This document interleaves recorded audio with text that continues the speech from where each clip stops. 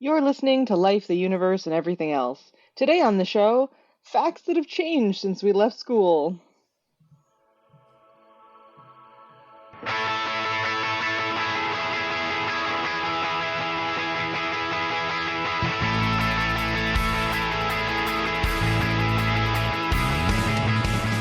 Life, the Universe, and Everything Else explores the intersection of science and society. Original music is produced by Ian James, and this episode was edited by Marissa McCool. Find her on Patreon at patreon.com/QAF.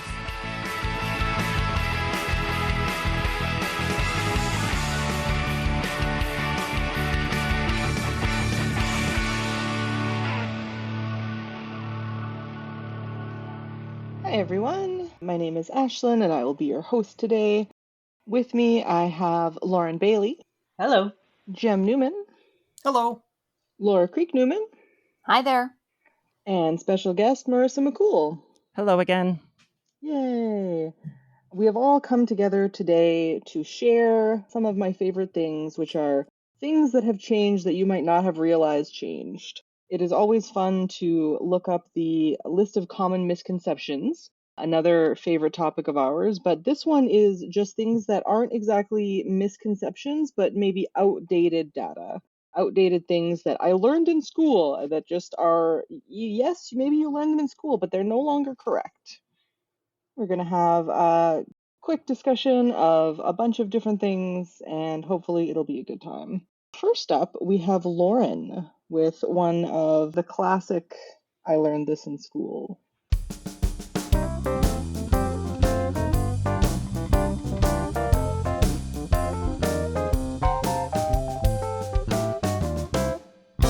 I had a list of a few depressing topics to do for this, but honestly, I'm in a bit of a funk, so I decided on a lighthearted topic about something that is mostly inconsequential. I graduated high school in 1998. That's 25 years ago now.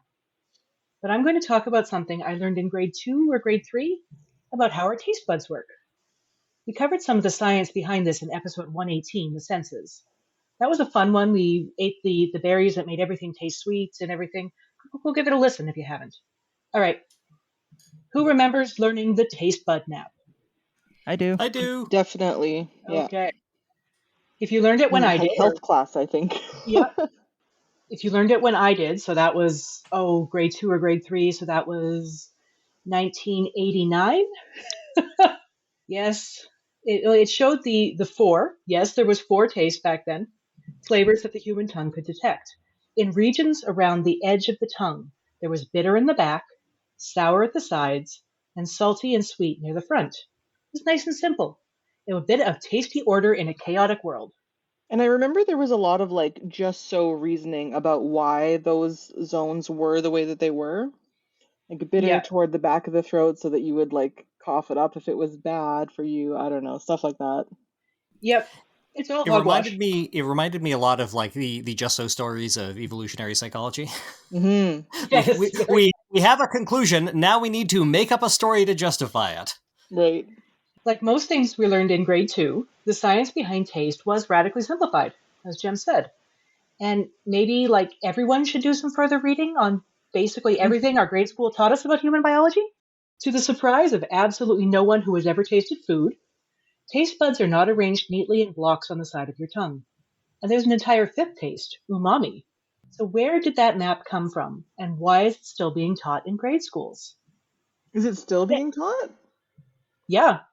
Oh, I'm still that's not seeing, and ideal. I did a quick Google, and the taste map is still all over, and it's still in school textbooks and everything. And that's the answer to the second question, because it's in the book, and they haven't updated the books, because updating facts is hard. Especially when all science textbooks in the United States are written in Texas. Yeah, I was gonna say it's not hard to get rid of facts down here.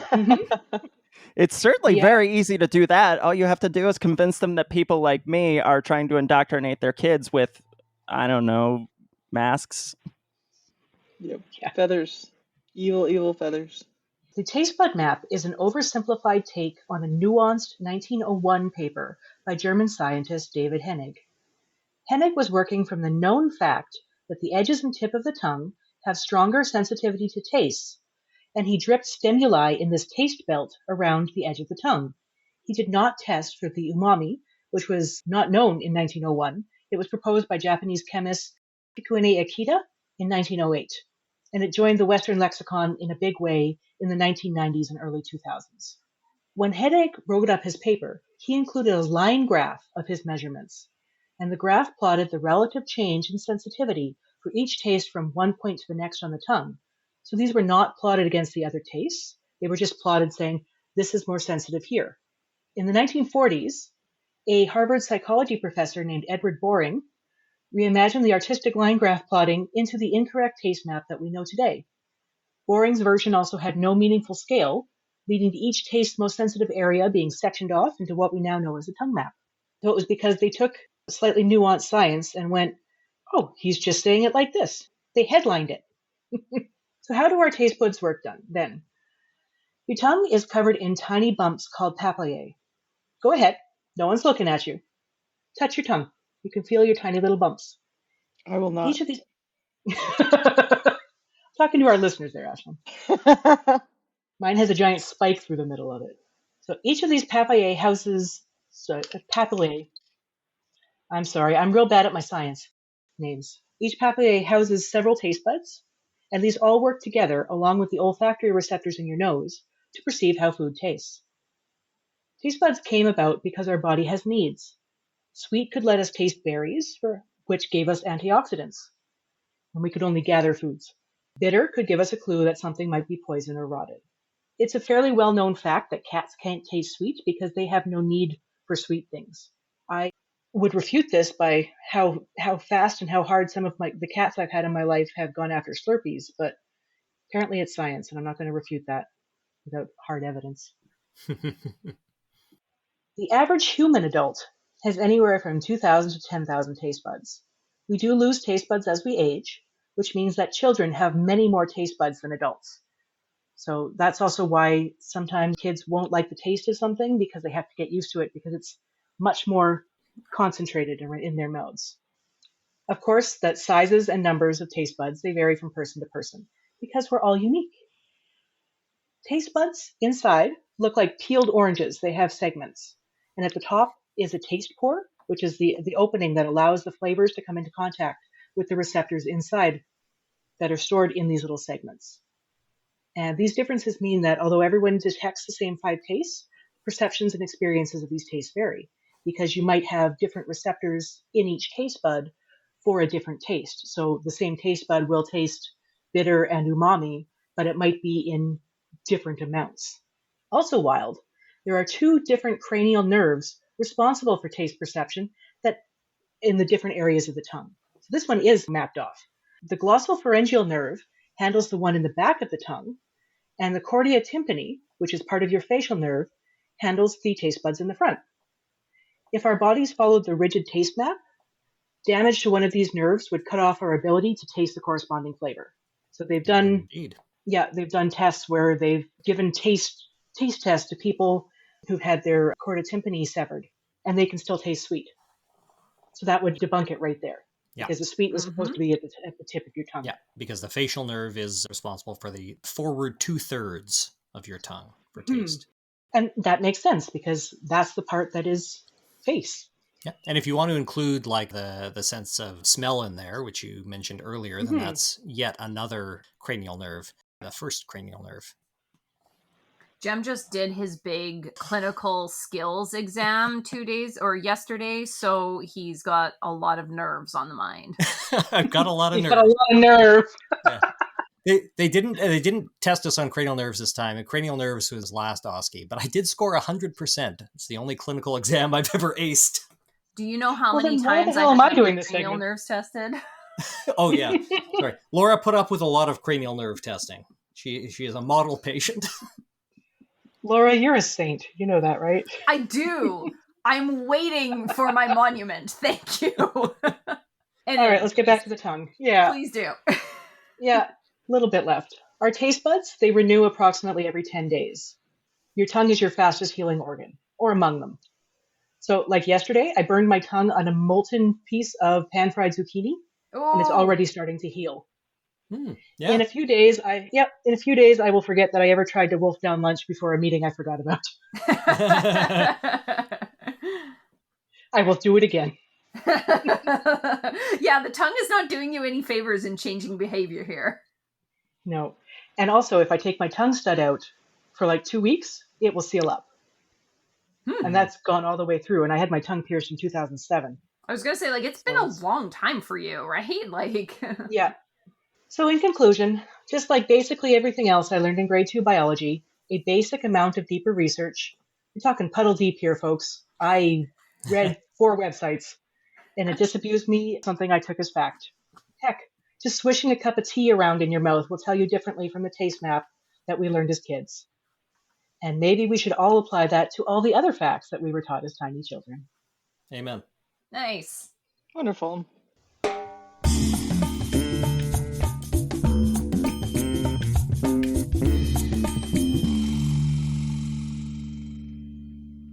So some of the basic things that we all learn in grade school are things like, how many continents are there? How many oceans are there? What are the names of all the planets? And all of those things have changed or are about to change since the time that I graduated high school.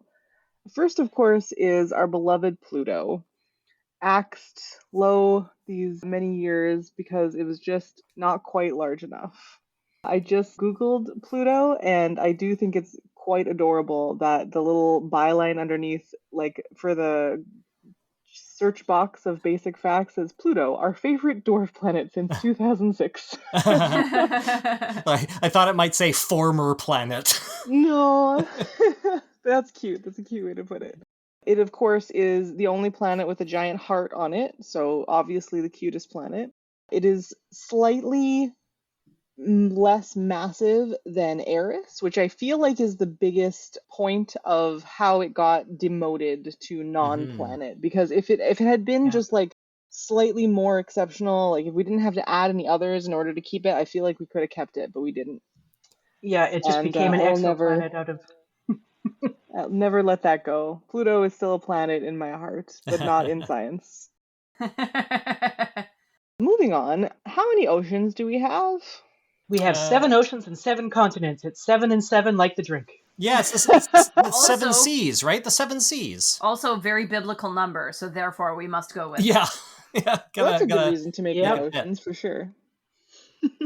The Southern Ocean is Earth's newest quote-unquote ocean. And it was definitely not an ocean when I was in school, as far as I learned.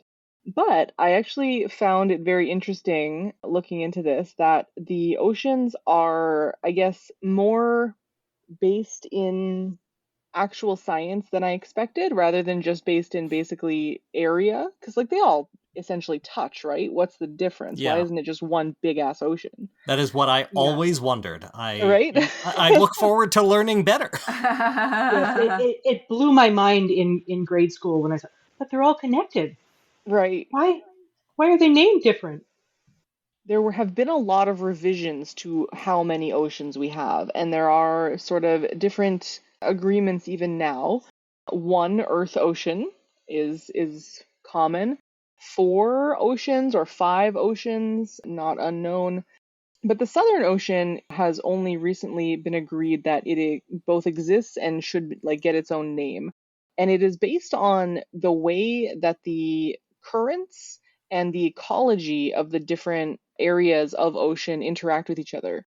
So the agreed upon limits of the either Antarctic Ocean or Southern Ocean is usually about 50 degrees south. So it's just a straight line all the way around.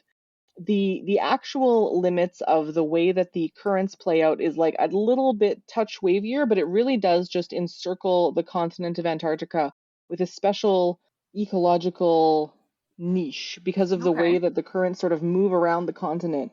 You can tell when you're moving from one to another that there is a boundary of different animals and the way that things interact with each other. And that's true for the other oceans as well. And that's why they are delineated the way that they are through all of these different arguments. I did think it was interesting, even the first like big conference to decide where ocean limits should go was in 1919, a long time ago. Wow. Mm-hmm. And I was thinking there it was were like Council of Nicaea age. there have been different agreements. There were more toward the beginning of the 20th century, and then in 1953 we had the one that most of us learned, and in 2002 they had a big conference and agreed that some of these things need a bit of tweaking. So I thought that was cool. I learned more about how oceans work and how different oceans have touched and not touched throughout time. And also, this big 2002 report is apparently still not accepted by a lot of places because of naming disputes of different oceans and seas, primarily the Sea of Japan, very controversial. Oh, yes. Right. Right. Yeah, the Yellow Sea, right? Didn't look into it as much, so I'm not sure what the controversy exactly is. I did look into the other continent that I didn't know about. So when I was in high school, the last continent that I learned about was Australia. It just got to be its own continent. I kind of assumed that there was other stuff around it that counted as part of its continent, but we assumed that Australia was its own continent. We didn't really talk about the stuff that was around it. Then it became sort of more commonly known as Oceania, which was, I think, better, encompassed more area. But I had not heard until recently about Zealandia. It is near Australia, as you might be able to guess from the name, and it has been described as a submerged continent, a continental fragment, or a microcontinent. But geologists seem to be in agreement that it in fact meets all of the definitions of a straight up continent, and if the water table was lower, it would have been understood that it was a continent for a long time, and that's the only real division. How long until the Atlantis cranks are claiming that this is this is what Right? that is? They're already out there. They're all over yeah, it. probably 50 years ago. If I may, just to issue a quick correction of something I said just a few minutes ago, the Sea of Japan and the Yellow Sea are actually right next to each other, but are two different seas. Okay, the Sea of Japan is also known as the Korean East Sea. That tells you where the conflict is right there. Exactly. Yeah. It has a bunch of other names too. But there is an entire book by a couple of geologists arguing that Zealandia should be its own continent. It is entitled Zealandia, Our Continent Revealed. Oh no, that sounds like one of those shows we make fun of. Sounds very cranky, right? The largest landform on Zealandia is New Zealand, followed by New Caledonia, which I mostly know from like New Zealand and Australian shows about like that's where they go for vacation, so it must be very pretty. Where I don't know where that is. So most of it is submerged, and so New Zealand is sort of, if you're looking at the standard map, it's like down into the right of Australia, and New Caledonia is north of that. Oh, okay. And if we had slightly less ocean, we would all be sort of a larger landmass, all connected there. And we would have another continent. And I think that probably, based on what I've read today, eventually it will be recognized as an actual continent. Although I didn't really know about the term like microcontinent. That is also just a cool concept that I hadn't been exposed to before now. They're not going to go with dwarf continent. Another Pluto. Yeah. That's really interesting. I'd always assumed that New Zealand and Australia were on the same like continental shelf. Yeah, but me too. Looking at that map, it's clear that they're not. That's really cool. And I really liked learning about these continental fragments because it was really interesting to learn that there are like chunks of area that have drifted off from their main continent, and like, well, we're pretty sure it's technically part of this, but it's gotten lost. It's just literally out to sea. Right, like Madagascar is sometimes considered like a microcontinent because it has sort of wandered off from where it was supposed to be. Yeah. It's really cool when you can see that chunk and you're like, yeah, I can see it fitting right into that coastline there. Like exactly. Number of continents, number of oceans, number of planets, always in flux. Cool. Gotta keep them guessing. Move on.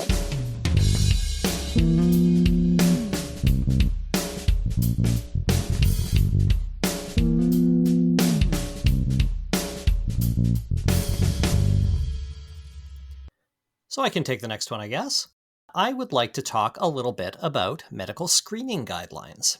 It's worth reminding folks at this point that I am not yet a doctor, and nothing I say here constitutes medical advice. I am going to be discussing medical screening guidelines and the rationale behind some of the changes that have been made over the last few decades, though. I'm always happy to answer general questions, either from my co-panelists or from listeners, about screening to the best of my ability. But questions about your medical care, I recommend that you talk to your primary care provider if you're lucky enough to have one. Oh, dark. But even in that case, he can't be yours. Yeah.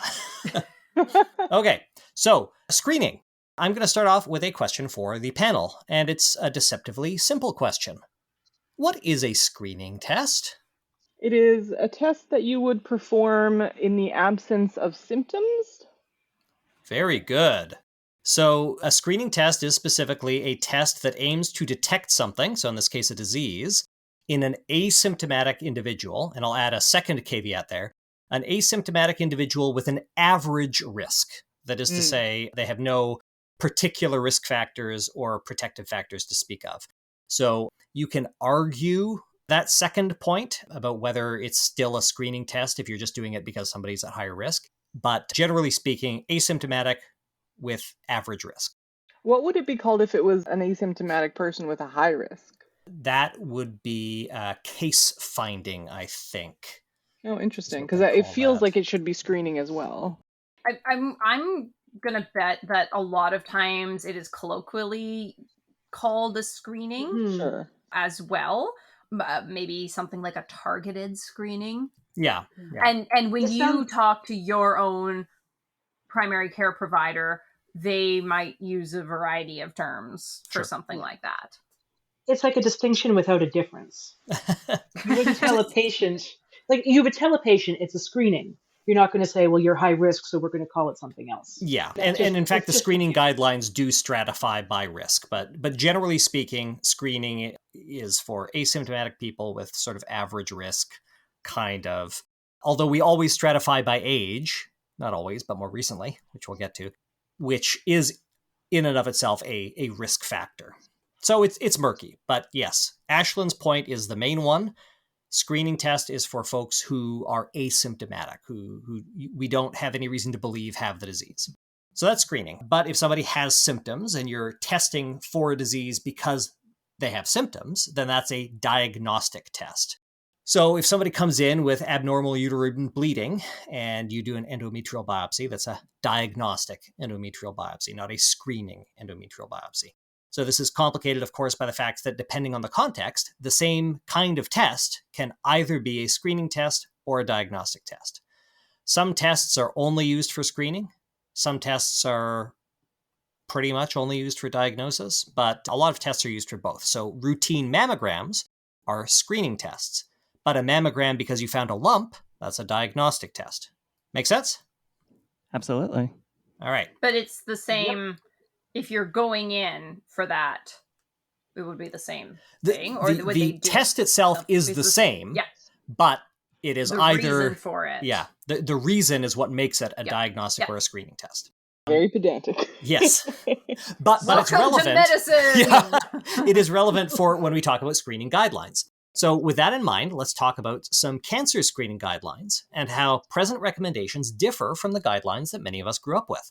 So the screening guidelines I'll be discussing are courtesy of the American Cancer Society, though they're not substantially different from those published by the U.S. Preventive Services Task Force or the Canadian Task Force on Preventive Healthcare, all of which I'll link to in the show notes. I'm actually more familiar with the American guidelines than the Canadian guidelines because in third year med school, I wrote the American exams because I assume my med school was lazy and didn't want to write their own tests, and so they just licensed the NBMEs. Jim, you haven't graduated yet. Be careful. Yeah, I can't piss anyone off.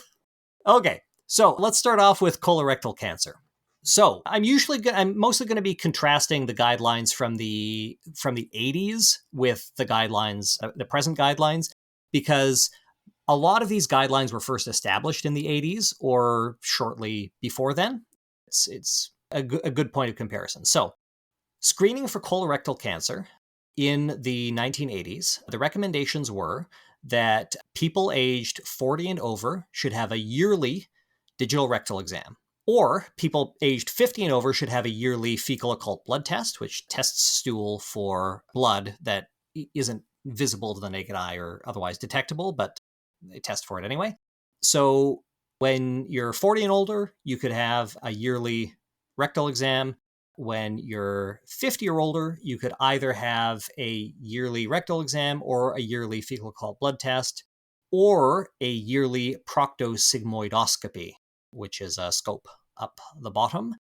That was to be done every year, but if you elect for the sigmoidoscopy after 2 normal tests, they start making them further apart. So if you're persistently normal in your sigmoidoscopy, you could go to every 5 years. So this is the 1980 guidelines, starting at 40 and up. The present guidelines are similar, but technologically there have been some advances. So you can still have the fecal occult blood test. There's 2 different tests that they can do now, the FIT or the guaiac-based fecal occult blood test. You can also have a stool DNA test. So the old guidelines had DRE, digital rectal exam, starting at age 40. Digital rectal exam is no longer recommended in the screening guidelines at all for testing for colorectal cancer, just because it gets into the rectum. Unless you've got an extremely long finger, it is not getting into the colon. So it's not particularly useful. And the fecal occult blood testing now starts at age 45 instead of age 50. And then you can also have stool DNA tests every 3 years instead, or you can do a colonoscopy every 10 years. And there's also flexible sigmoidoscopy every 5 years, or CT colonoscopy, which is also called a virtual colonoscopy that you can do every 5 years. So that's a little bit of futzing around with the details. There's some changes in technology that have happened, but largely these guidelines are pretty similar. Now, what does that tell us about how far the technology or scans have come in 40 years? Well, there has been an increase in the incidences of colorectal cancer, and that will vary to a great extent by diet as well. But it doesn't tell us in and of itself that much. But another change that has happened is that you should get screened starting at age 45 until age 75. Whereas previously, they wanted to start screening at age 40 and then just keep going forever.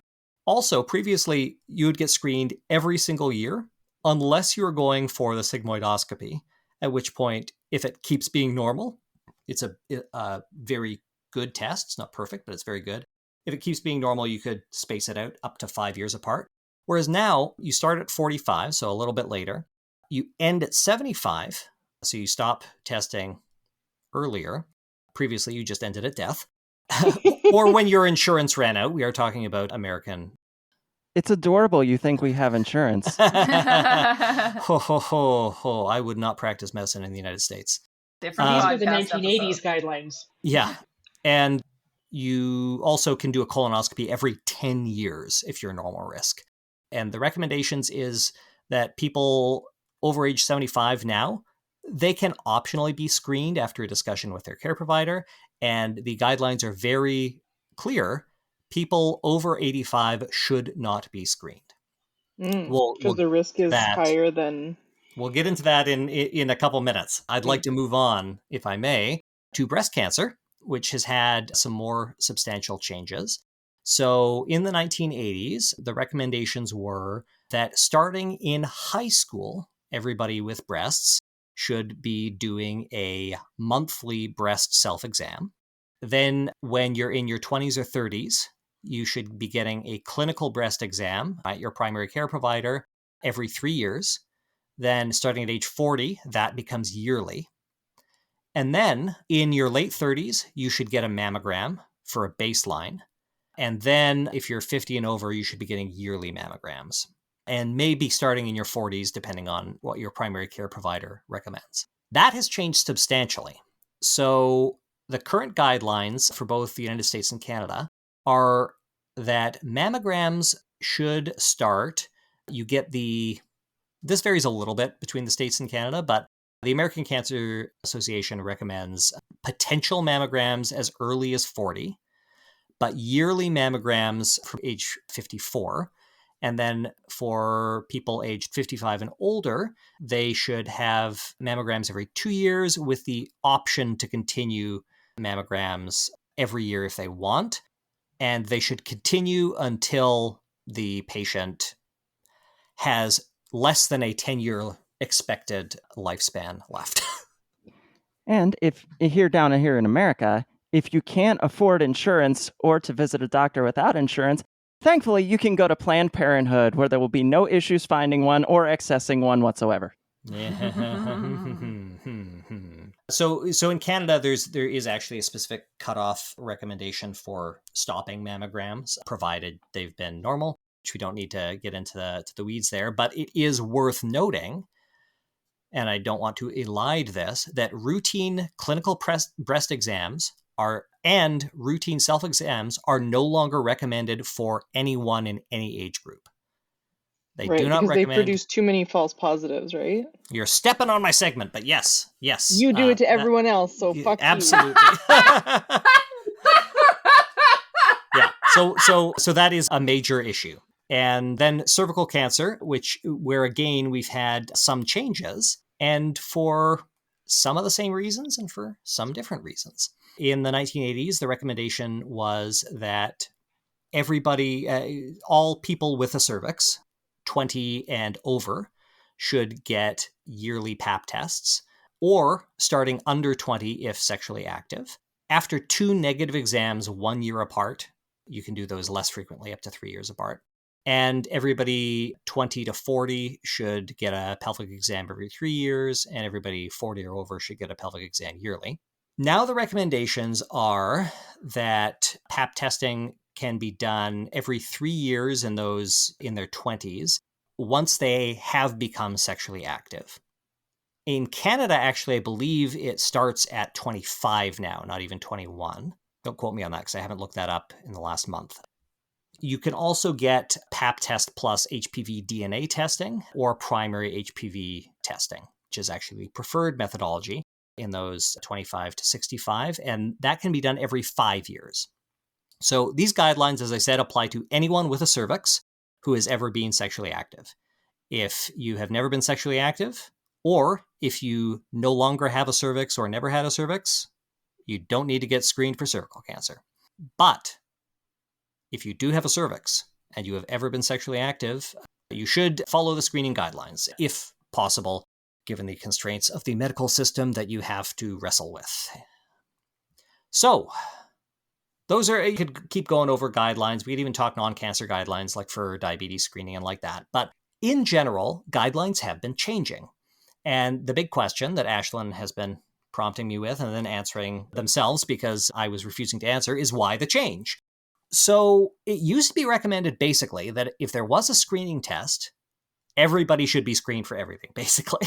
So why the big change? So in some cases, it is arguably due to a declining need for screening due to a decreased prevalence of disease. So we have seen some changes, especially in Canada, with cervical cancer, as the overwhelming majority of cervical cancers are caused by infection with the human papillomavirus, and HPV prevalence is on the decline due to the availability of highly effective vaccines. Today, it takes the average sexually active person much longer to contract HPV, if they do ever contract it, and rates of cervical cancer are on the decline. So we may see these guidelines continue, I expect we'll see these guidelines continue to be updated to reflect that. However, this is a relatively isolated case. Incidences of breast cancer, on the other hand, have fluctuated for a variety of reasons, but have not actually, like the incidence hasn't actually changed appreciably since we were in high school. For most diseases, the greatest factor impacting screening guidelines is an evolving view of the evidence. So, Ashlyn had already mentioned one, but why would we not recommend routine annual mammograms or breast self-exams, etc., for every person with breast tissue, regardless of age? Can anyone think of any reasons? So we'll mention the one again that Ashlyn mentioned earlier, false positives. That's a harm. A false positive causes worry to the patient. If you're very carefully feeling for any lumps and you find something, you're like, is this a lump? that's a psychological harm if that's not actually cancer. And in addition to that, it can cause what we refer to as a diagnostic cascade, where you have to get an increasing number of increasingly invasive tests to rule out cancer that you wouldn't have had to have if you hadn't noticed that little lump. Any other harms that someone can think of with just giving everybody a mammogram every year? That's a lot of radiation. It is indeed a lot of radiation. It's also, like, from what I understand, not the most pleasant experience to go through. Mm-hmm. And It just is a drill press for tits. A lot of hassle too, like, and utilization of the healthcare system that's unnecessary, where we Absolutely. could put those resources to better use. I mean, and luckily up here in Canada is not costing the individual, costs the healthcare system, but that can get pretty expensive in the States, I hear.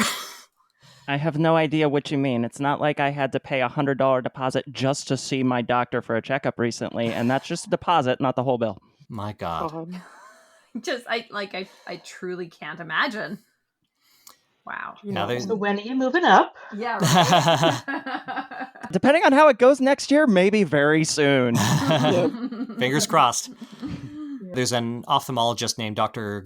Glaukenflecken who makes comedic videos designed for medical professionals, making fun of med students and residents and attendings and the medical system in general. It's very fun stuff, but he's been doing a series this past month about the American healthcare system and some of the legion of things that are wrong with it. And oh boy. Yeah, so cost and usage of the healthcare system is another one. And just going to hospitals, you can catch stuff in a hospital. I just finished my psychiatry rotation, and I think when I left the Victoria Hospital, every single psych ward was on outbreak for COVID again. So that's not great. Wouldn't recommend visiting a hospital unless you have a need to. And yeah, so in addition to cost, you're going to increase the wait times for people who could benefit more from the test. So that's all well and good to consider.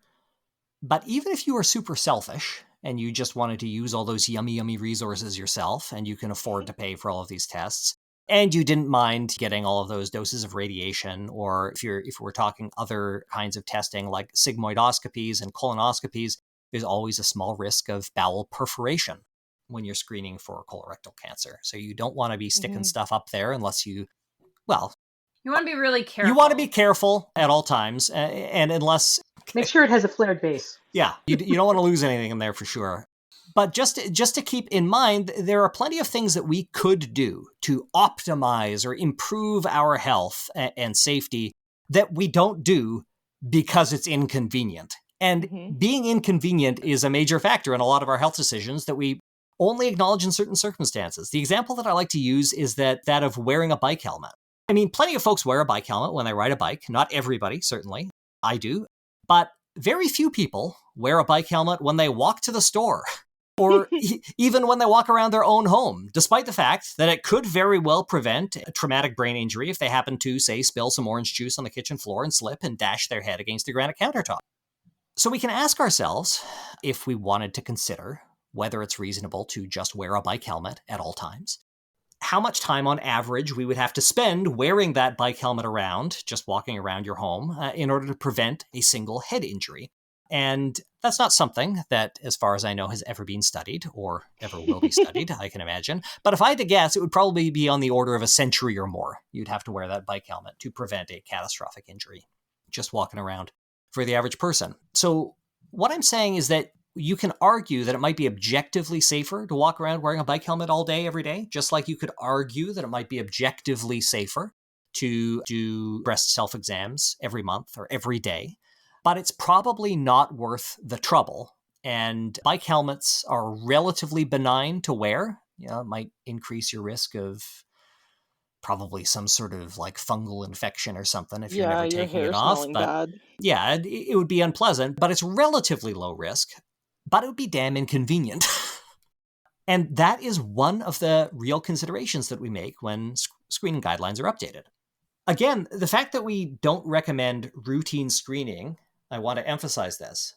The fact that we don't recommend routine screening, we don't recommend routine clinical breast exams, doesn't mean that you shouldn't get an exam or a test if you have symptoms, because that's diagnostic testing.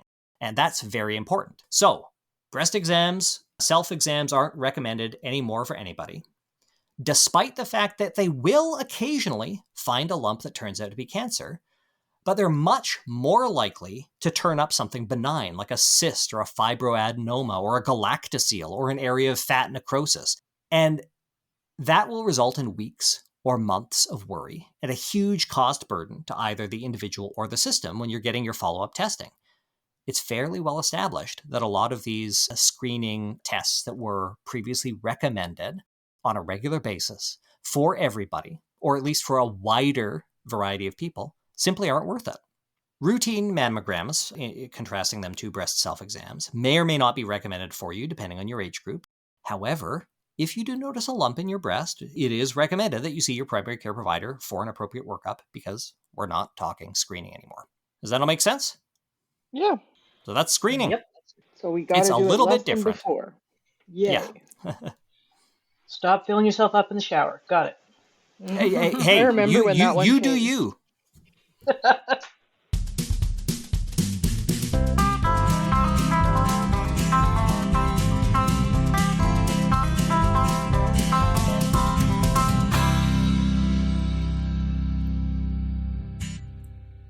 Thinking about knowledge that has changed since I was in high school, or even before that, brought me to thinking about how the Brontosaurus was real. Well, kind of.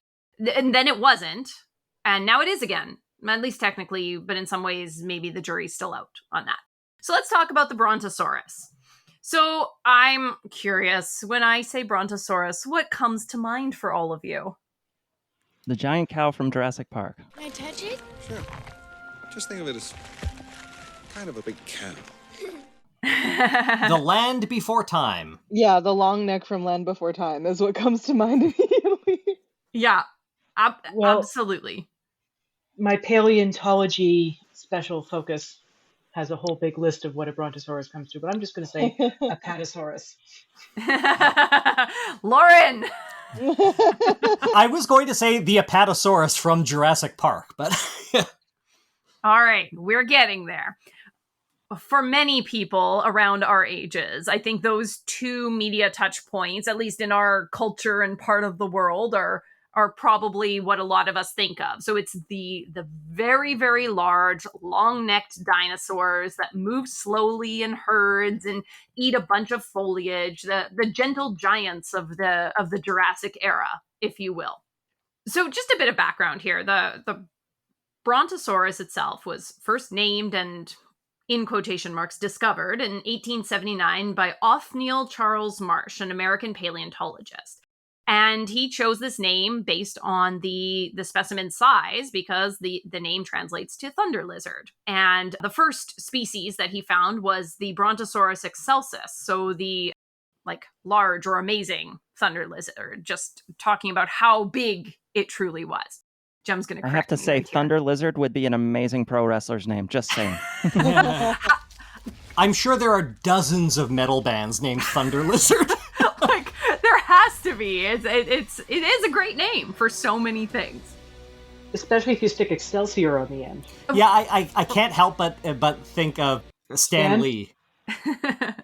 So there were actually 3 species identified: the aforementioned Brontosaurus excelsus, the Brontosaurus parvus, and the Brontosaurus yanapin. All of them lived during the Jurassic period, approximately 150 million years ago, give or take 5 to 10 million years. And they are from North America. And this is something that I didn't know because I don't study a lot of dinosaurs, but specifically they were found in the Utah, Colorado, Wyoming area of the United States. That's the same area where you find raptors, right? Utah has a ton of fossils. There's a lot. And the reason for that is during the Jurassic period, that entire area was covered with lakes, swamps, and valleys. And so it was incredibly lush and not arid and mountainous the way that it is today. So that makes a lot of sense. When I was in, I think, 6th grade, I had from Scholastic, I ordered a paperback book. I think it was called Utah Raptor. And it had a hollow foil cover. Man, it was cool. Loved that book. Oh my God. The only thing that comes to mind is like a raptor dinosaur dressed as an elder going door to door. Like, truly, when you say that. But I digress. All right, so we found this Brontosaurus, or Marsh did. What happened? Yeah, you're taking a lot of credit for this. It was the royal we. It was fine. Wait, it was the royal we? That means you. Yeah, okay. I, Laura Craig Newman, am taking credit for the discovery of the Brontosaurus, having never studied paleontology nor visited that part of the United States. All right. So, where's the controversy, or what was going on with the Brontosaurus? Well, let's talk about a little bit of context here. So, the discovery happened during a time that is referred to as the Bone Wars, which is essentially a paleontological gold rush during the late 19th century. So scientists... I love the Bone Wars. I am not joking. That is what it was called. Okay, so if we're talking controversy, is the controversy that Satan buried these bones to make paleontologists... Oh no, this is pure ego. No. Okay. Not even close. Nope. Yeah, like everybody was just racing to get the bones, right? Yes, exactly it. It's the same sort of race that all the Euro-American, like Anglo-Euro-Americans were doing all over the world to find stuff and claim it as their own, right? Put their name or like on a gold rush almost. It was like we know that there's a ton of bones here. Somebody's got to get them first. Exactly. So scientists were scrambling to not just find these things, because of course these are amazing, right? They found huge troves around this time, and there was enough technology to communicate about it and to excavate, and so it truly is scientifically interesting, and people were... This is the golden age of science as well, where science is amazing, and the general public is also interested in these new discoveries. So I don't want to discount that. But there was a whole lot of rushing to be the first to find something so that you could name it, and then you get your name to live on forever, and that gives you a whole lot of academic clout. So there is a lot of that going on. So because of that, people were racing to publish as fast as they could. Some things never changed. And specimens were examined, but sometimes in a bit of a rushed fashion. So that's important to know. When it came to naming rights at the time, too, they followed the convention where the first recorded or published name for a specimen would be the official title for all subsequent finds of that same species. So essentially, the name wouldn't be changed later. So whatever you called it the first time, if you find another one, that's what it's going to be called again. So some controversy started appearing almost as soon as Marsh's publication of his results or discovery of the Brontosaurus appeared. One challenge was that he did find some truly incredible specimens that were nearly complete, but they all lacked heads. So nobody really knew what the head looked like.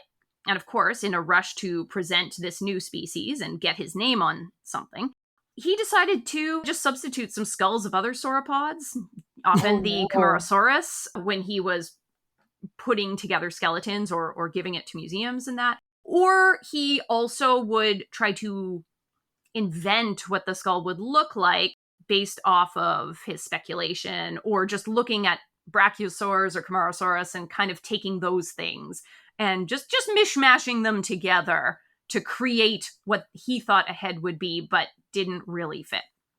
All right, I'm peering over your shoulder to try to read Camarasaurus, because I'm not familiar with that, but I thought you were saying Chimerasaurus, which would be oddly appropriate when you're substituting the skull of one animal for another.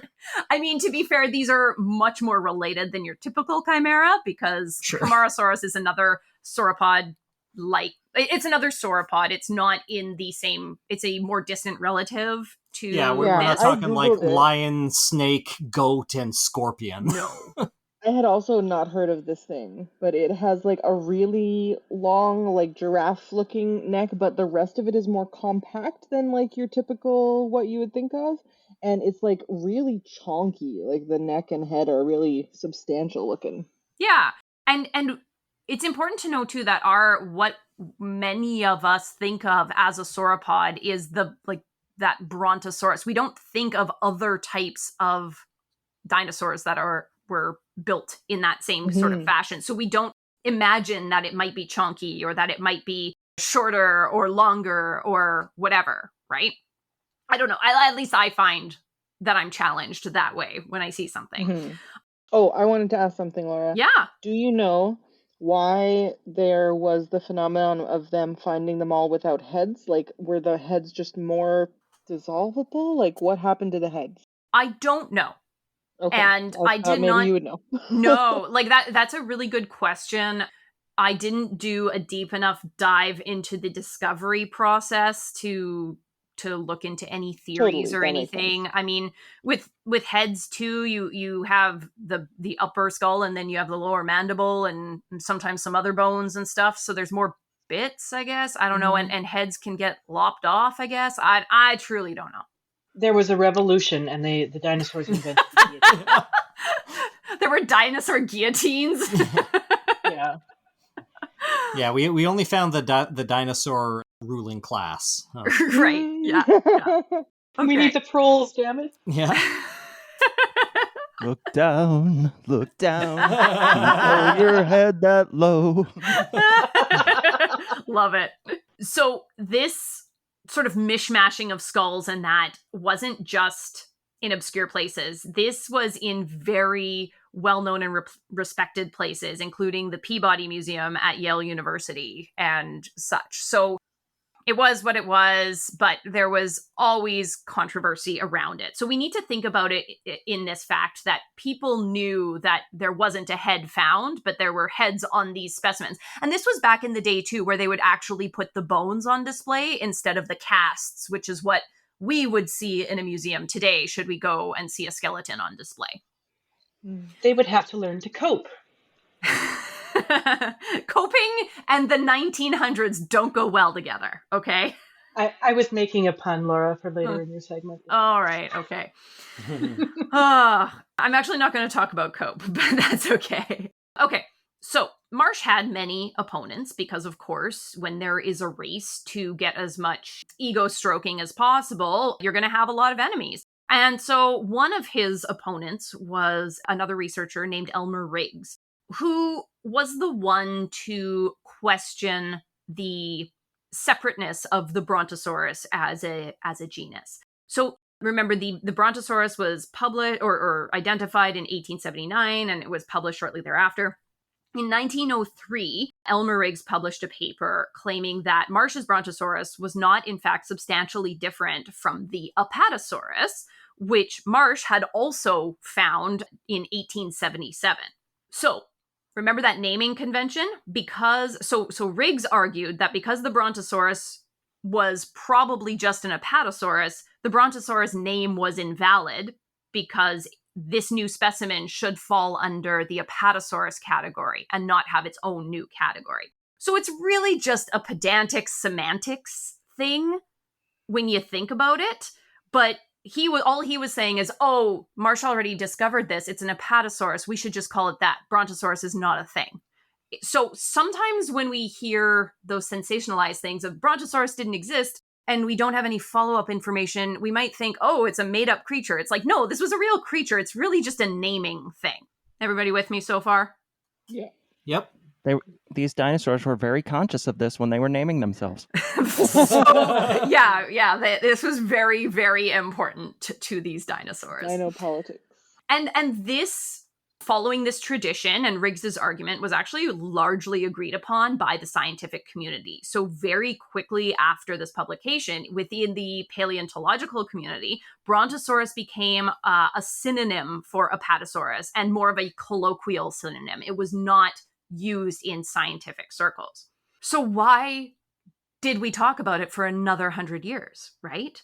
Well, despite the scientific community settling on Apatosaurus, the general public remained attached to the name Brontosaurus. And I can't say for sure why that is, but there's a couple of things that set the stage for this.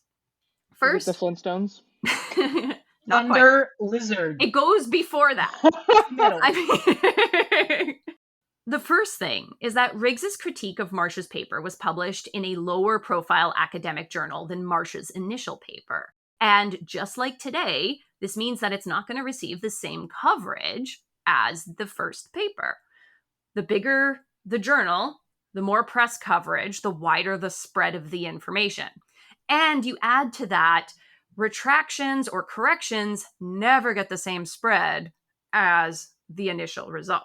The second thing that also impacts this, probably most importantly, is that the curator, or the then curator of the paleontology section of the American Museum of Natural History in New York, decided to name the mounted skeleton from Marsh's find as a Brontosaurus instead of an Apatosaurus.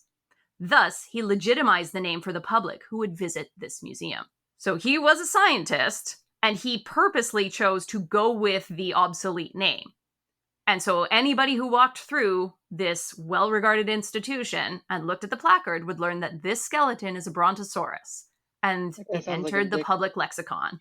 And the Brontosaurus continued to live on in the mind of the public and in the media from that time forward.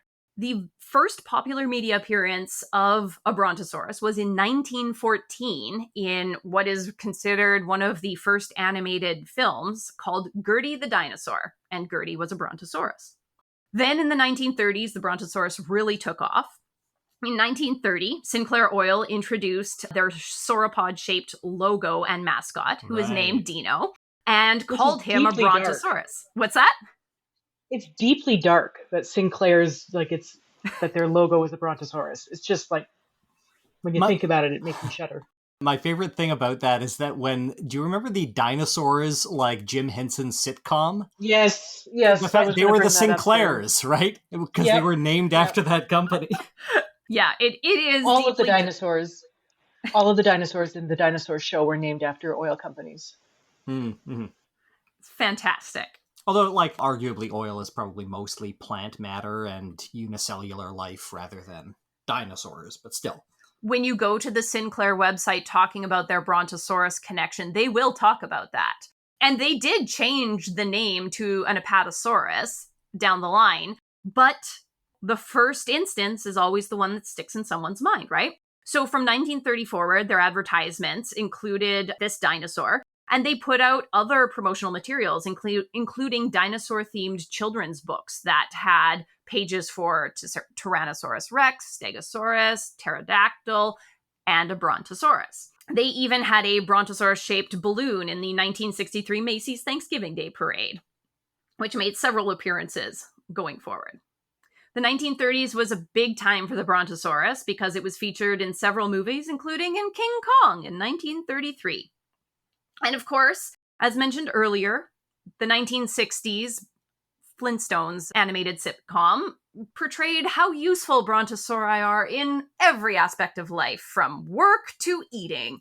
So we really got established, and then along came the 90s, and we had Jurassic Park, and there was no going back after all of that. So the Brontosaurus has lived with the public for all of the 20th century. The U.S. Postal Service had a stamp featuring the Brontosaurus up until I believe it was the 90s or so, and they justified continuing to call it a Brontosaurus when it was pointed out that it was the wrong name because people identify with that name and not the Apatosaurus name, which I thought was interesting.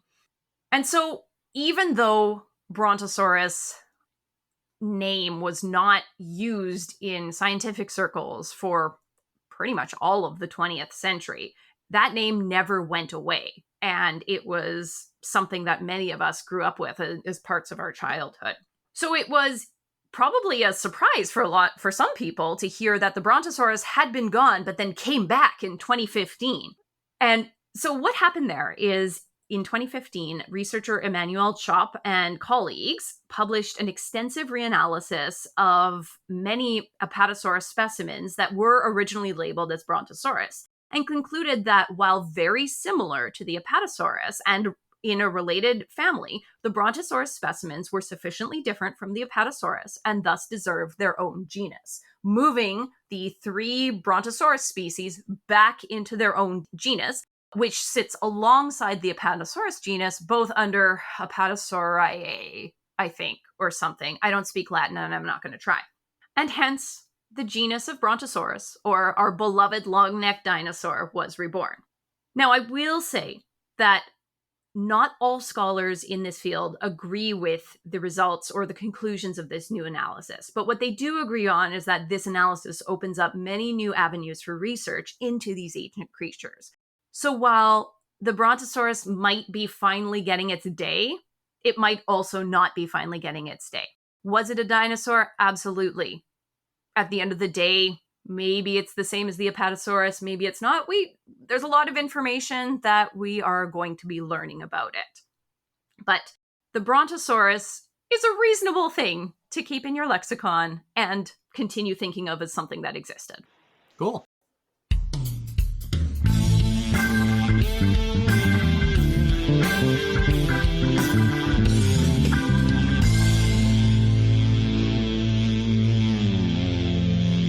So I suppose it's my turn. I have been slowly compiling some sound clips for all of you, because what's the use of just telling you a story when I can take you on an audio journey? And not just because the play this year will involve some of these things or sounds, possibly, maybe. Spoiler alert. So I got out of high school in 2002 and technically graduated because in our country, some states let you graduate early if you want. If you decide to leave school and just go take a test, you can do that. In the state I lived in, you were not allowed to do that. You had to wait till after your class graduated.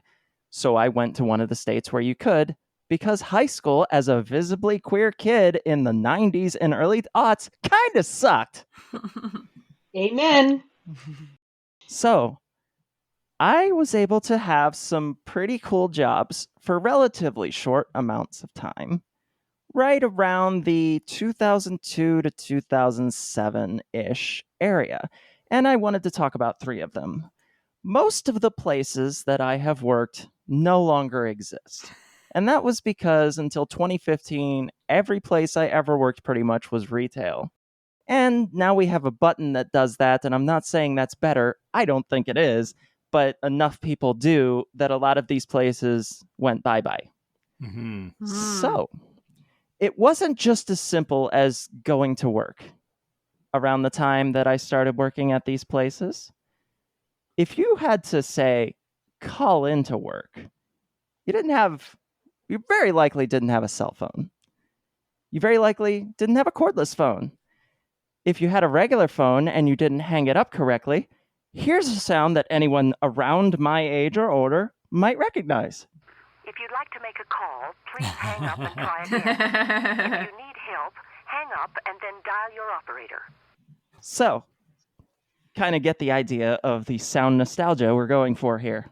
You're welcome. I feel old too.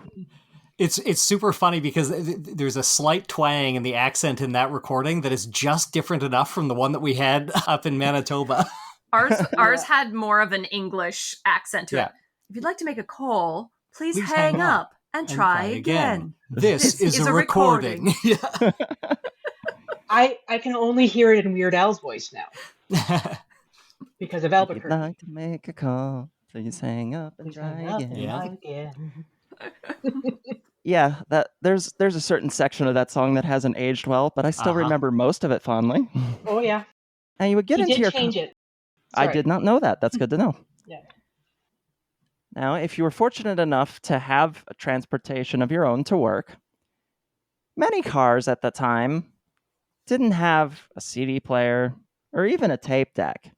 So you had one choice if you had any sound desires at all, and you didn't have one of those cool fancy tools that if you found an untuned radio station for the 4.5 seconds that you went by it, you could play your CD player through that. Yeah. So if you were trying to find a tolerable radio station, here's what it would sound like.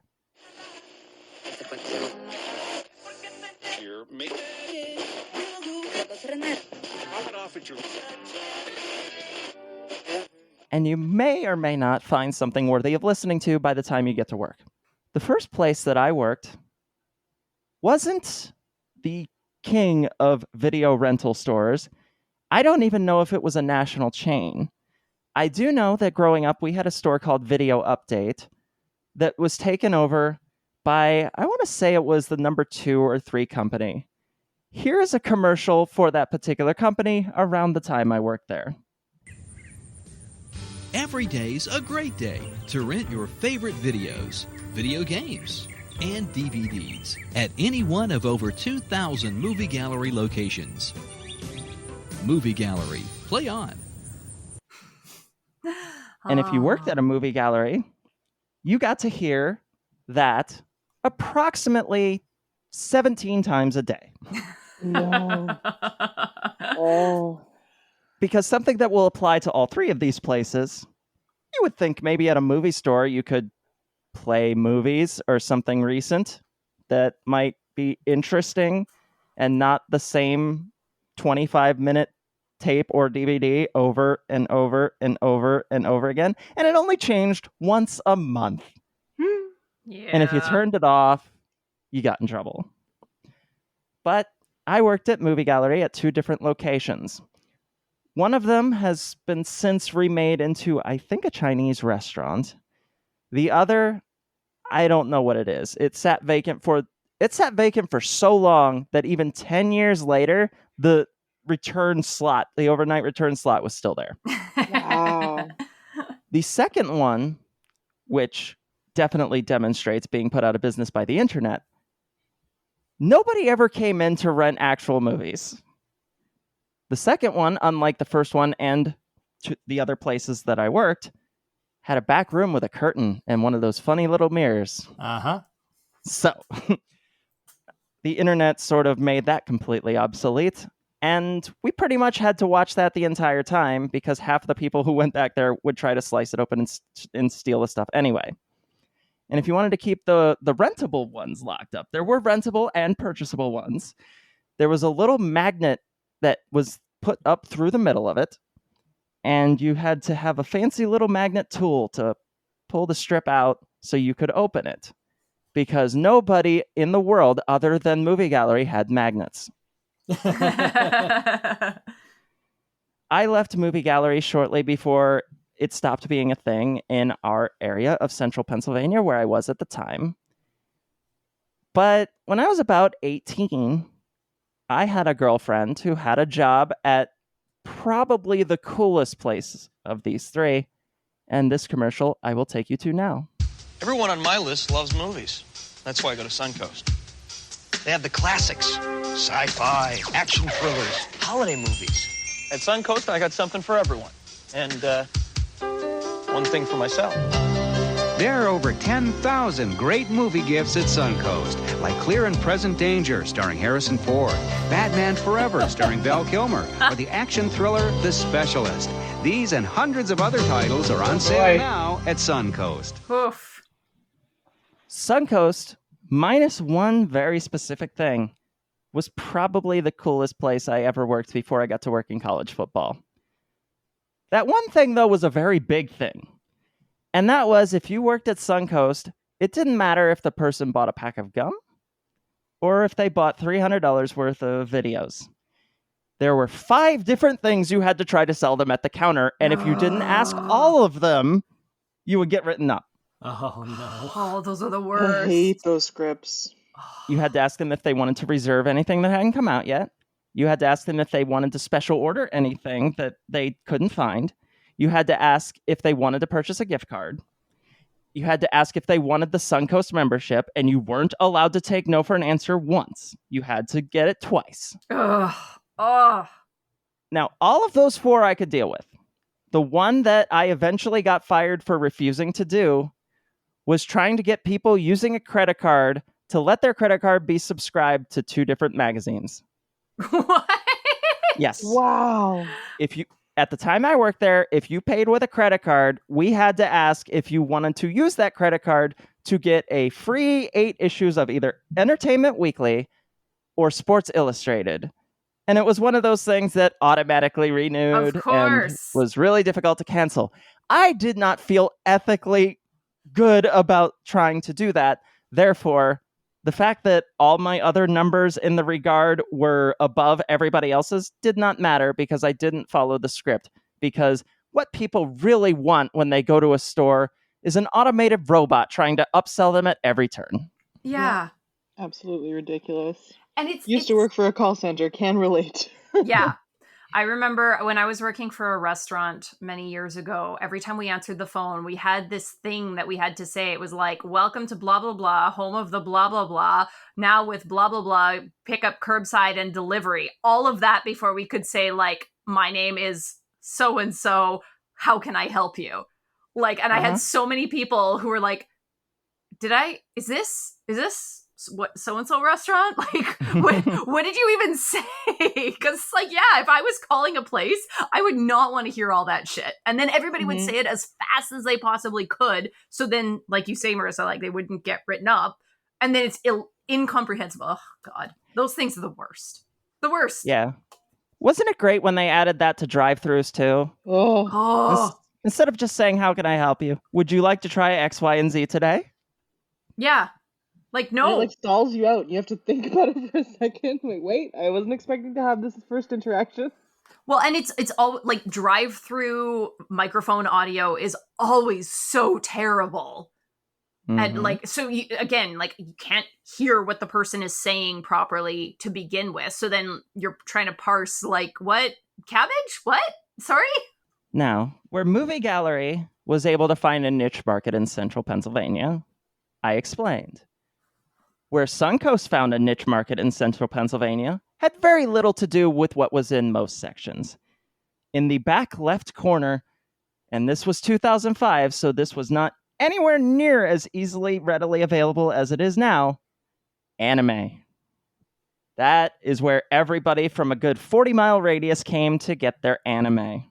I was never into anime, but pretty much all of my friends were.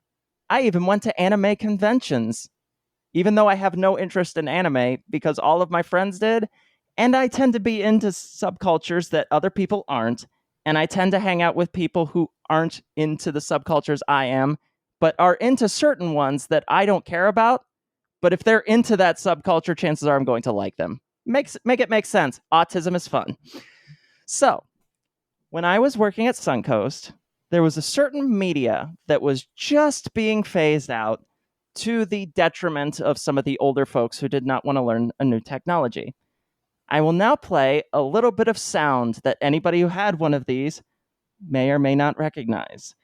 Because I still have one, I don't know anyone else who does.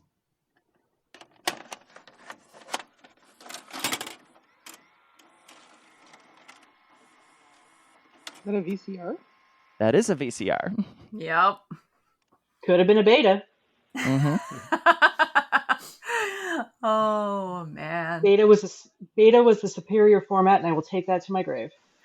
I really think it's funny how with the connotations of the word beta now and just like, I don't know.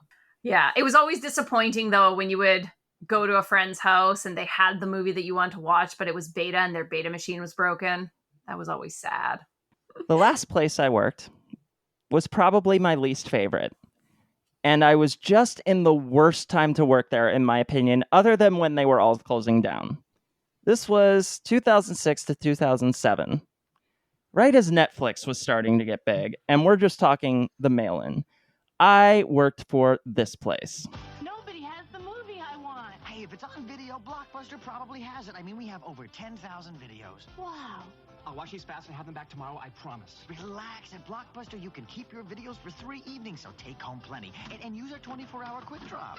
Do you have any children's videos? Sure. Blockbuster's America's family video store. You know, we have more kids' videos than any place else. And more movies, more nights, more fun. Blockbuster Video.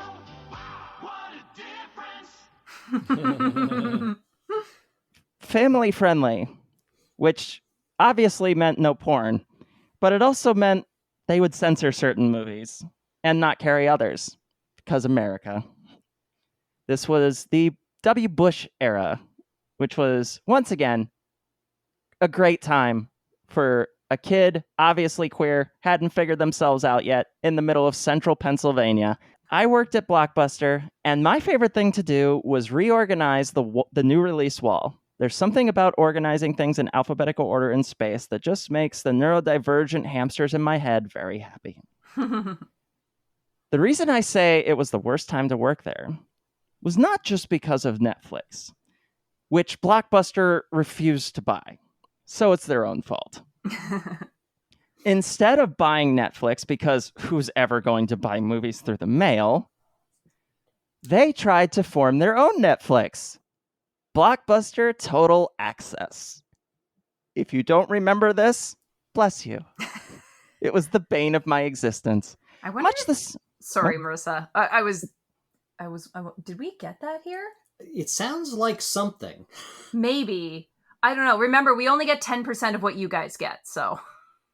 But I think want to hear I'm more. curious. Like, I didn't know that Blockbuster censored movies. That's new information for me. That's interesting. Like, what would they censor? Nudity or swear words or what? Well, there was straight up porn, as we all know. There were also softcore films that made their way into family-friendly places, quote unquote, like mostly parodies. There would be like, the big one was a Pirates parody, I remember very well. And they cut it up to pieces in order to have it on the shelf. Like, weird. Just don't carry it, my dudes. Right. Yeah. So it was bullshit, because people would come in and then yell at us about it as if we were the ones with the buttons going through and censoring it. That's what they paid you minimum wage for, right? Absolutely. Now, Blockbuster Total Access was convoluted. Netflix at the time was less simple than it is now, but still pretty simple. Pick movies, get sent movies, send them back. Blockbuster's Total Access was you could rent movies online, get them mailed to you, and then either send them back, or you could return them to the store and switch them out for movies in the store, because that's not complicated. You wouldn't have to pay for them. You could take as many movies from the store as you had movies to return from online. And if you did not try to sell every single customer this, we had a tiny laptop in the store that barely worked. And if we didn't try to sit every single person down there, we would get in trouble. Every single one. And if the internet fritzed out, which it always did, we still had to try to sell it to them. This is the bad place. Now, the other era that I worked for Blockbuster in is a notorious one. Mostly because it was bullshit, but also because everybody thought it meant, oh, I can just keep these now. If anybody watched the Super Bowl this particular year, they heard / saw this. No more late fees! No more late fees! No more late fees! No more late fees! No more late fees! Yeah, no more late fees. The desperate attempt to stay relevant. Here's the secret. No more late fees did not mean no more late fees. It meant, let's say you had a 2-day rental. Before, you would be charged the price of the movie after you returned it late. Now, you wouldn't be charged that. However, if you kept it up to a week late, you owned it now. And if you tried to return it after that day, after your card was charged the full price for that DVD, VHS, or video game, yeah, you could get it refunded. Almost. There was a restocking fee. Which would be, I think it was something minimal, like $1.35 or something like that. But it was still a fee for returning it late. Yeah. Which made everybody so happy. Yeah. So after those 3 jobs, and the years that I spent just trying to love movies and engage with people and not have to sell them bullshit they didn't want, and instead just maybe recommend movies they might like and try to be pleasant. When I finally got a car that had something other than a radio tuner, I will leave you with one of my favorite sounds that I personally like. I don't know if anybody else misses this. I sure do.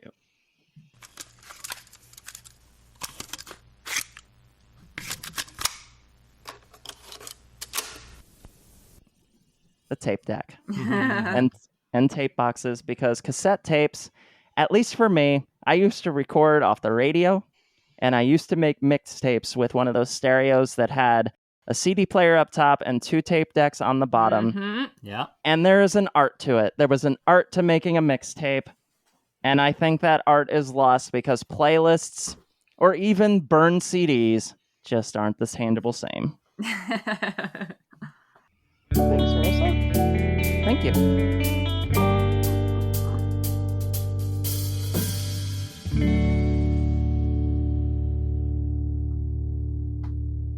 That was lovely. What a lot of interesting facts we have all learned. It Updated really is. information.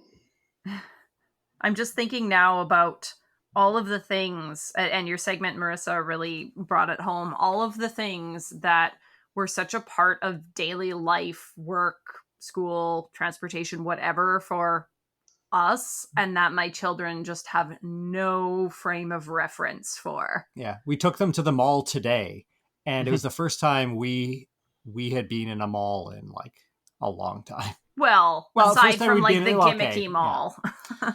Yeah.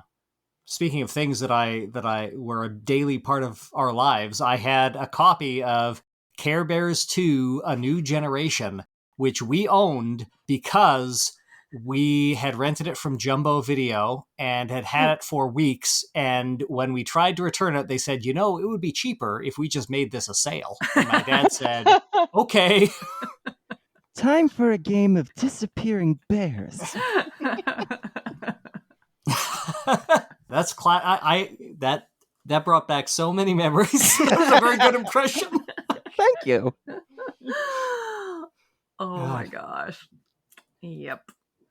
That seems like a good transition into what's everybody's something nice this month. I'll go ahead. It's funny you brought up the mall. Because the reason I have compiled a lot of these sounds is because my play this year will involve dead malls. Nice. And I will not spoil most of it, but I will say it is a story about how abandoned malls are actually the afterlife for people who worked in them. Well, that's unfortunate. No. Are you going to have a parody song instead of Dead Mom, Dead Mall? Dead Mall, Dead Mall.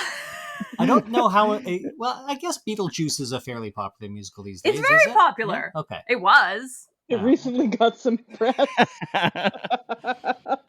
But the reason I got the idea was because I've become a really big fan of dead mall documentaries, not just for the neon and the art that some of these people have for putting together places that used to be extremely socially relevant, especially before we were old enough to do certain things or to even drive. That was back in the days where we could just be dropped off at the mall and the cops would not be called on my parents. Yeah. But seeing a lot of these places die, seeing a lot of the old labels, seeing a lot of the no longer functioning places and just the empty vacancies. Like, I'm against malls as a concept. I'm an urbanist. I want downtowns to be relevant, and I don't want a false third place to be functioning as that place. But unfortunately, it was for many of us. Mm-hmm. We didn't destroy the downtown, thanks, boomers, but we dealt with what we had. And I thought, wouldn't it be funny if these malls that are sitting abandoned was actually some kind of purgatory afterlife where everybody who worked there once upon a time now gets to work there without all the fucking customers. Mm-hmm. Therefore, this year's play coming soon. Well, I'll be working at La Senza forever. Oh, God. I worked there for like 9 months, I think, but I worked over a Christmas season, and that was hell. Yeah. Speaking of terrible soundtracks that repeat every hour, you don't have La Senza? It's a lingerie store. It's like Canada's lingerie store, but not classy at all. And yeah, working there over the holiday season with like a bunch of clueless dudes trying to be like, I need some a Christmas present for your wife. Yes, of several years. We're yes. So you want some lingerie for your wife? You know what? It wasn't even that. It was the people buying lingerie for themselves, but they had their classic like 5 for $25 table. So then you would just have mountains of thongs that you had to organize by size and color and style, Oh, no. like mountains. And at the end of a Saturday with extended mall hours, it would just be like underwear everywhere. Oh no. Thank you for the glimpse at my afterlife, Marissa. Most welcome. Where can our listeners find more information? Oh, I release the yearly plays. This will be the 6th yearly play. And last year, a couple of you were on it. Yeah. So I release them on all my shows, but I also catalog them on a podcast channel very specifically for the plays. Because when I go, hey, you're a new person, would you like to listen to some of my audio drama? It's a lot easier than scrolling back through hundreds of episodes, because my most active podcast is at 324. So that can be quite daunting at times. So if you want to listen to any of my previous work or just follow the audio dramas that I've made, you can find it on your podcast app at Queer Drama in Northern Minnesota. Nice. Yes. We'll be sure to link to that in the show notes too. Thank you. My something nice today is that all 3 of my loves and I went down to the zoo sort of randomly. There was a goodbye party for a couple of the polar bears that we have here, and I said, who wants to come look at bears with me? And everybody came along, and we wandered around the zoo, and it was wonderful, and it was kind of drizzly, so there was hardly anybody there. And we got That to is see the tiny best little time to be at the monkeys, zoo. and Cal told me not to pet anything except the tiny little monkeys. I'm allowed to pet them if I can catch them. Were the gibbons howling? No, we didn't see the gibbons. Somebody was cleaning their interior enclosure, so we think they were put away. Ah. That is a We wild probably sound, isn't heard it? them. It Yeah. is. It is wild. It is Very just weird like noise. Sure that is. Yeah, I'm pretty sure we did hear that, but then we didn't go into the gibbon house right then. you can hear it from across the zoo. It's like, It was very deep, though, what we heard. yeah, they that's have a true. few. But anyway. Okay, well, you keep us animals. updated on your monkey catching adventures next time you go to the zoo, okay? I believe gibbons are And to be- apes, not monkeys. Well, but she said the tiny Okay, monkeys. She's not allowed to catch or touch the gibbons. No, only the tiny squirrel monkeys were the only approved touchables. Okay. My mistakes. I got distracted by the gibbons. I love gibbons. And to be clear, 2 of the polar bears are moving to the Calgary Zoo. It's not like they're like retiring them or anything. Those polar bears got too rich. They're not going to the farm? Yeah. Yeah. Just say they're moving to another facility. Yeah, gotta make way for more polar bears that are bound to come down, so. Can I tell you Canadians a quick animal call story that you'll appreciate? Yes. Yeah. Sure. So Canadians know what a loon is, of course. Of course. Of course. Yep. It's on our money. Yes. It's $1. Well, What do you think somebody was getting murdered? people who did not grow up, say, in Canada or Minnesota, like nobody on this podcast in particular, didn't know what a loon was, let alone what it sounded like, until the first time she was at a cabin in the North Woods. And fortunately, I was not the one to ask what that sound was. Someone else who was also not from Minnesota asked, was that a wolf? Yeah. Oh, no. Oh, wow. And without missing a beat, the owner of the cabin tuned to her and said, yeah, Laura, that's the dreaded loon wolf. Oh, yeah. I mean, like, I think there's a lot of people living here in Winnipeg that have not had the opportunity to go out to the, like, that part of the province and wouldn't for sure. know a loon call, because we don't, they're mostly in, like, the southeastern part, right? Mm-hmm. Like around Lake of the Woods and like Whiteshell and Whiteshell all area, that. yeah. Like, so if you're from a different part of the province, or you just don't leave the city often, I think there's a fair number of people, but we're a little bit more familiar with at least the existence of a loon. The chances are you've actually heard it because, as I've noticed from watching movies and TV shows, they use a loon call literally everywhere as background music. Yeah, it is the sound. If you see a lake, a shot of a lake, you will hear a loon call. Yeah, any lake, I will say, anywhere. like people around our age, though, or even people who still watch cable, they still have those like "Who's Who in the Hinterlands" or whatever little moments. So that's where I think most people in Manitoba learned what a loon sounds. Probably. Yep. Oh yeah, those were great. They're so cute and so much better than a normal ad. They are. Well, we've got to fill that CanCon somehow. Yeah. Oh. Who else has something nice? I do. This past week, I wrote 2 huge exams. I wrote my last third-year medicine exam and my first fourth-year medicine exam. And it sucked. And I don't have the results back, but I think that they both went quite well. So I am less than a year out from finishing my degree and looking toward the MCCQE, the Medical Council of Canada qualifying exam, something like that. Or I don't remember what it stands for, something like that. But I only have 1 exam left in med school, and I have more than 100 behind me, so. Wow. Congrats.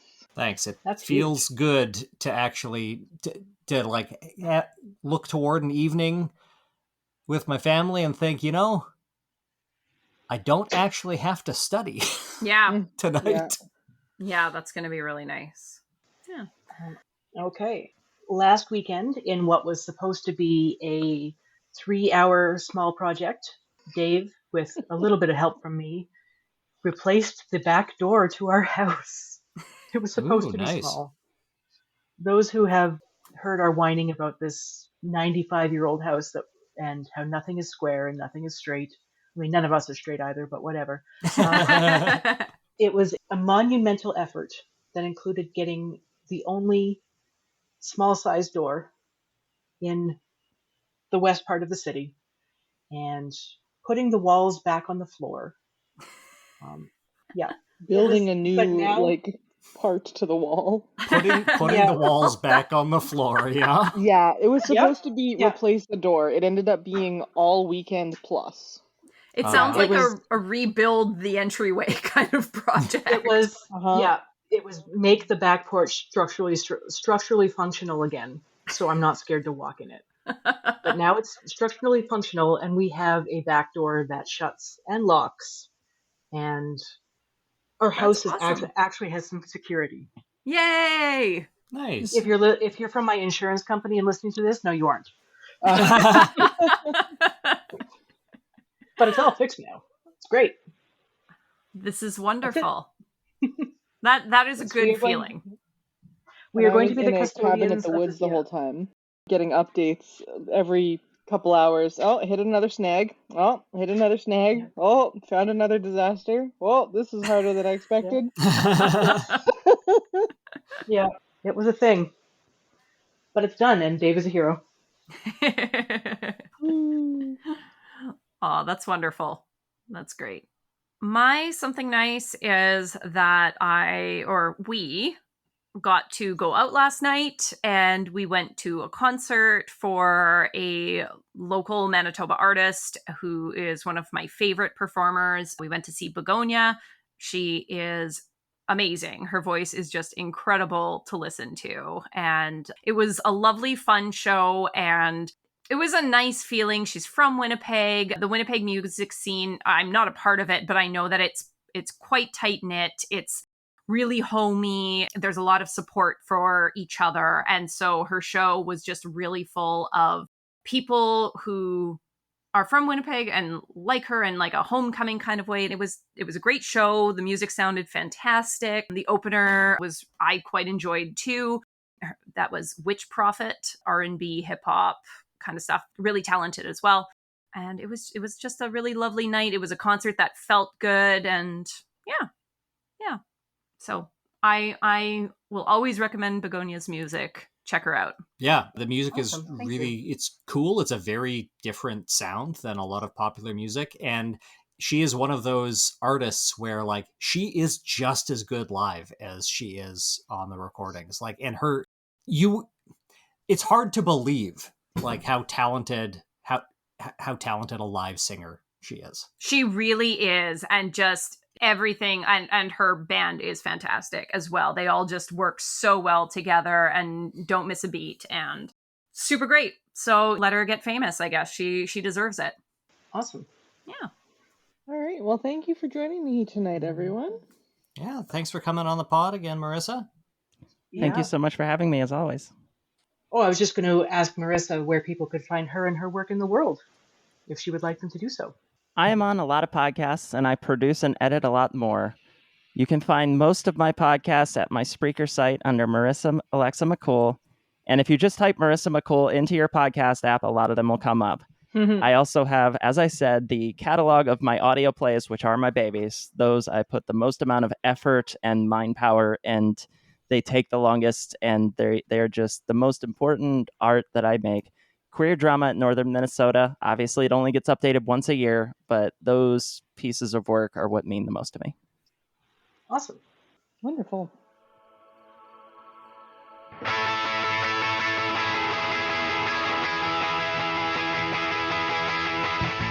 Show notes and references for all of our episodes are available at lueepodcast.com, where you can also find links to donate or get in touch.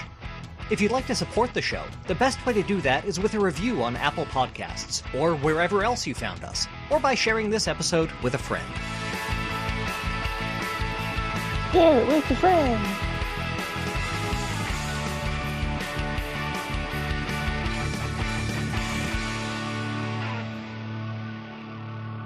Life.